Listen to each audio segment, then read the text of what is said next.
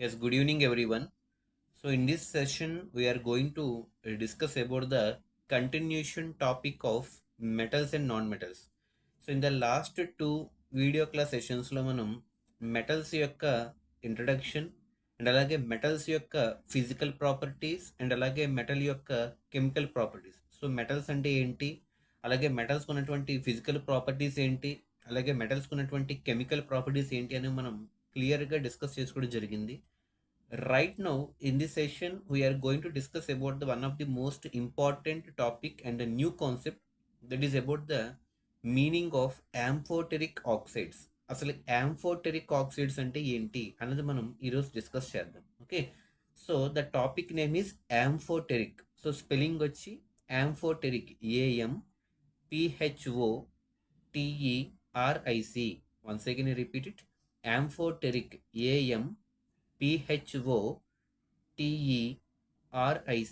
amphoteric oxide. So what is the meaning of the word amphoteric oxides? So అసలు amphoteric oxides అంటే ఏంటి, వాటికి examples ఏంటి, అసలు వాటిని యాంఫోటెరిక్ అని ఎందుకు అంటారు అన్నది మనం ఈ సెషన్లో తెలుసుకుందాం. సో జనరల్గా యాంఫోటెరిక్ అంటే మనకి ఇక్కడ డ్యూయల్ నేచర్ అని అర్థం.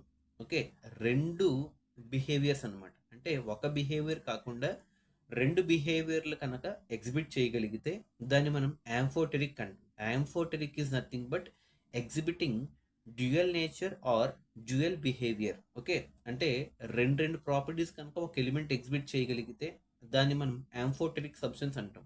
అలాగే ఇక్కడ యాంఫోటెరిక్ ఆక్సైడ్స్ అంటే ఇక్కడ ఏంటంటే the meaning of the word amphoteric oxides is nothing but the oxides or the compounds or the substances which can exhibit both acidic nature and basic nature oxides. అంటే acidic oxide nature అలాగే basic oxide nature రెండు natures కలిపి exhibit చేయగలిగితే ఒక compound, దాన్ని మనం amphoteric oxides అంటాం. So once again repeat the definition of amphoteric oxide.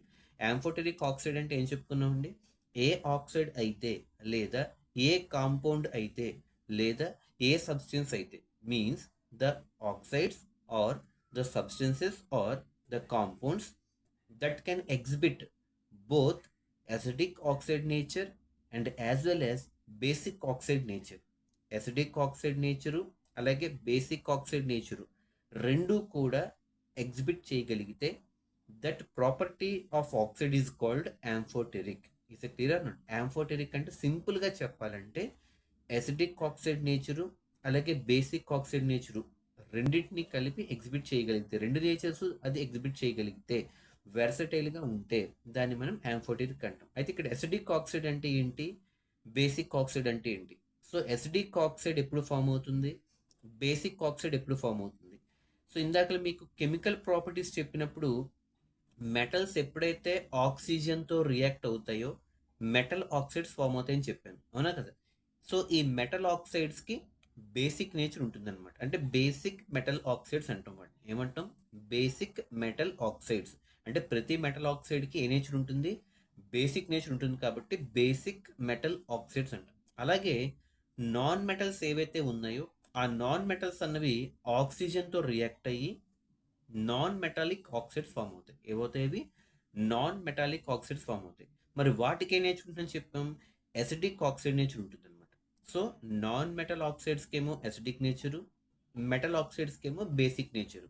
So అలాగా ఇక్కడ acidic oxide nature, basic oxide nature కనుక ఒక కాంపౌండ్ కానీ ఒక సబ్స్టెన్స్ కానీ ఒక ఐటమ్ కానీ ఎగ్జిబిట్ చేస్తే దాన్ని మనం యాంఫోటెరిక్ అంటాం. So finally I would like to say the meaning of the word amphoteric substance is nothing but the oxides or the compounds or the substances that can exhibit both acidic oxide nature and as well as basic oxide nature are said to be amphoteric oxides. వీటికి examples ఎక్కువగా మనకి competitive ఎగ్జామ్స్లో అడుగుతాడు. So which of the following compounds exhibit amphoteric oxides అంటాడు, లేదా which of the following compounds comes under amphoteric oxides అంటాడు.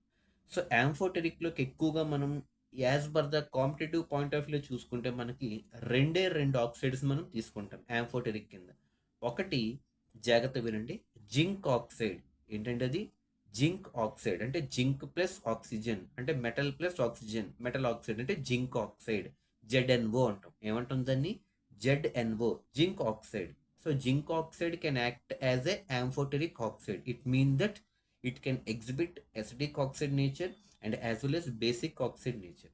మరొకటి ఏంటంటే అల్యూమినియం ఆక్సైడ్, Al2O3. దాని ఫార్ములా ఏంటండి? Al2O3. అల్యూమినియం ఆక్సైడ్ అంటాం. ఏమంటాం దాన్ని? Aluminium oxide. ఈ రెండు ఆక్సైడ్స్ కూడా ఏ రెండు? Zinc oxide, aluminium oxide, I mean ZnO, Al2O3. ఈ రెండు కూడా మనకి యాంఫోటెరిక్ ఆక్సైడ్స్ కిందకి వస్తాయి అనమాట. It mean that these two, I mean zinc oxide and aluminum oxide, it means that ZnO and Al2O3. So these two items are the oxides. They will come under the category of amphoteric oxide, okay, by exhibiting both acidic oxide nature and basic oxide nature. Once again I am saying, we have to remember these two examples of amphoteric oxides. ఆ రెండు examples ఏంటండి? Zinc oxide ZnO, మరొకటి aluminium oxide Al2O3. ఈ రెండు కూడా దేనికి examples అంటే amphoteric ఆక్సైడ్స్కి, లేదా యాంఫోటెరిక్ ఆక్సైడ్స్కి ఎగ్జాంపుల్స్ ఏంటంటే ఈ రెండు, zinc oxide ZnO and aluminium oxide Al2O3.